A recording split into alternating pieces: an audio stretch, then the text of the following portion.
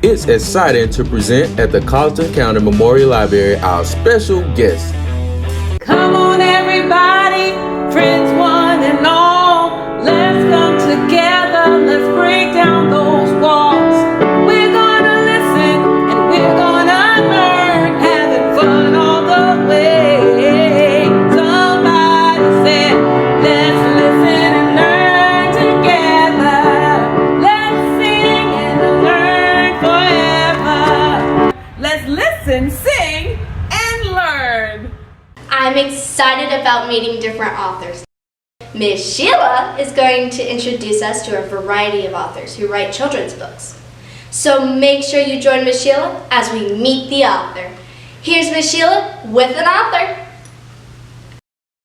Well, hello, boys and girls. I'm so excited. My friend is here with us today, Miss Ember Estridge, and she is totally awesome. You're going to find that out in a minute. We are so excited to have you. Hi, Ember. Hi, Miss Sheila. So, Ember, I know you, and some of the boys and girls in Carlton County know you because you taught here. How many years? 4.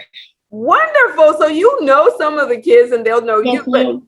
But for the ones who don't know you, can you share a little bit about yourself before we dig into the questions? Sure. My name is Ember Estridge, and I am a public art teacher here in the state of South Carolina. I love what I do. I love teaching elementary school. It's like right up my alley because I'm a little bit more hyperactive and I like the little ones. I'm an illustrator, so I love drawing and bringing drawing skills into the classroom. I like to break down the drawings so that everyone can achieve at their own level. I like to make my art projects open-ended so you can kind of take the lesson where you want to go. And so that's a little bit about me. Awesome. Well, Ember, we want to dig into why you became an author and an illustrator. So let's go, okay? Yes, ma'am. First question I know that boys and girls are dying to find out is, when did you first know you wanted to be an author or an illustrator? So I had a mom that would read to me a lot growing up. So I'm getting exposed to all these awesome children's books with these beautiful illustrations. And I'm like, oh my goodness, these people can draw. It would be amazing if I can do that one day. Oh. So it was just like this lifelong goal. And I finally got to work with you a few years ago and published my very first book, which is on my bucket list. And it was so amazing.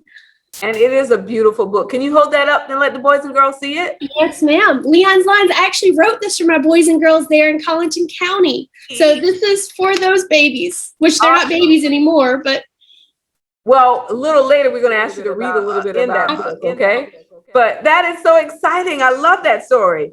So you started writing when you became a teacher or earlier? I was always writing throughout school, and like sometimes my things we published in the newspaper, but when I saw the kids needed a little bit of extra visual when I'm teaching the difference between a straight line and just a mark, it became kind of obvious I needed to write something with illustrations to go along with it. And that's where my first book came from.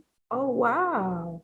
So it's amazing how children are your inspiration as well as you're theirs, because I find so much inspiration in children as well. And I love it. And so you found it in your job. So I love the fact that you said your mom read to you, and that's so very important, reading to kids. So where do you get your ideas for your books? It honestly comes from what I think could be helpful or needed, or things that I'm engaging with people. And I'm like, I see where you're going with that. And let's elaborate on that. Because Leon's Lines was written because students needed to understand. So students basically helped me write this book. I love it. I love it. So your target audience are always your students, correct? Maybe elementary age? That's Yes, awesome. Do you think you're going to do something in the future outside of that realm? Or are you still that? Well, right now, I really, really love the younger kids, but who knows what the future will bring. You're not working on anything, are you? So there are some ideas, but I am currently going back to school right now. So I don't have a lot of extra time. And in my grad work, I'm actually getting to work a lot with illustration. So I'm being able to elevate my skills a little bit. And I can't wait till I graduate and I have some time again because I want to get right back into illustrating. Well, we would love that. We would love to see some of your art in a different form. So how many books have you written or illustrated? I have written and illustrated one, Leon's Lines, and then I illustrated also Mama, Why Did God Make Flies with my friend. It's based on her and her daughter. Wow, I love that. Oh my goodness. Book title. How do you determine what your title of your book will be?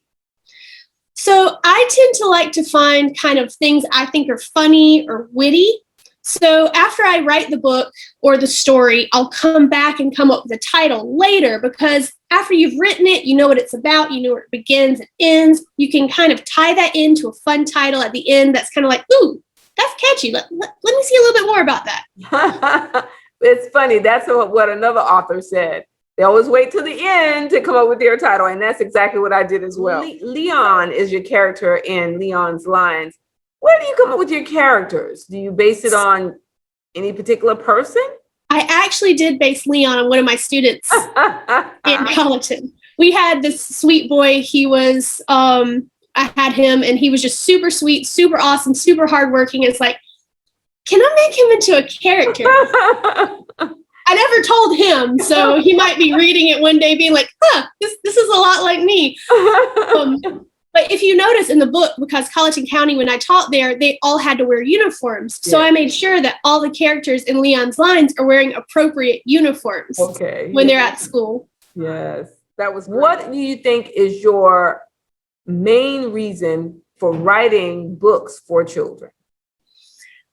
So the mind is such a unique, open, vast space. And there's a lot of abstract thoughts and abstract concepts. And it's hard, especially for kids, to understand and find that voice and know why they're feeling a certain way. Right. So if they have a children's book to kind of be like, hey, this is this, and it gives them words and it gives them experiences and it helps them to overcome these thoughts that they might be thinking or these confusing times.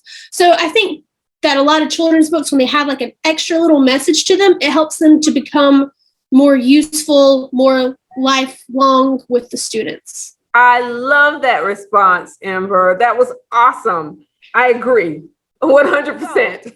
You know, as this is wrapping up, and I don't want it to end, but I want to know, what do you think the future holds as far as you becoming a full-time author one day or a full-time illustrator? You think that's in the cards? I think that I'll always be teaching because that is my true heart and my true passion. However, I think that writing and illustrating go hands in hand with that. As a teacher, you write your lesson plans, you write your plans for the day, and you work along with the kids. Yes. And I think a lot of teachers, they gain so much from the students. And I wouldn't have even gotten the ideas for Leon's Lines had it not been for the kids. Wow. So I think I'll still continue to teach. But after I'm done with grad school, I'm going to come back and take all my extra time back into illustrating because it's so much fun to put pictures to words. I love it. Ember, I enjoyed talking to you today. Is there anything else you want to share with the children of Colleton County before we leave? Did you want me to read some of my book? Yes, that's what I want you to do next. We have Leon's Lines. It's written and illustrated by me. So Leon, he loves drawing. He can draw many things: flowers, cats, balloons, hats. And I wanted to start the book with more simple illustrations. And he even adds colors. And then the element of line is one of the elements I teach in my class. Wow. So one day the teacher teaches the element of line. So then he takes those simple drawings that he learned and he adds the different lines to them. So he's gaining what he already knows and he's adding more information to his drawings. So now that he knows more, he went home and practices them. I love it. His flowers now have dotted petals and leaves with straight lines. His cats now have thick stripes and wavy tails. So he's just adding on to what he's already able to draw. Right. I love it. And you know what? Your book also encourages children to do what they learned in school. If you do it enough, you get better at it. And then after you get better, you're going to be perfect at it. So I love that. Thank you, Ember, for your time. This has been so fun. It has been. And I miss all of my wonderful Colleton County friends and students. It was such a pleasure to be with you for so long. And I look forward to visiting with you again and just seeing where life takes us. Exactly. Now, don't forget us. And don't worry, we'll be contacting you as soon as this pandemic is over and everything is cleared and you're finished graduate school. Well, we wish you the best. And thank you for joining us. Thank you for having me. It's been a pleasure.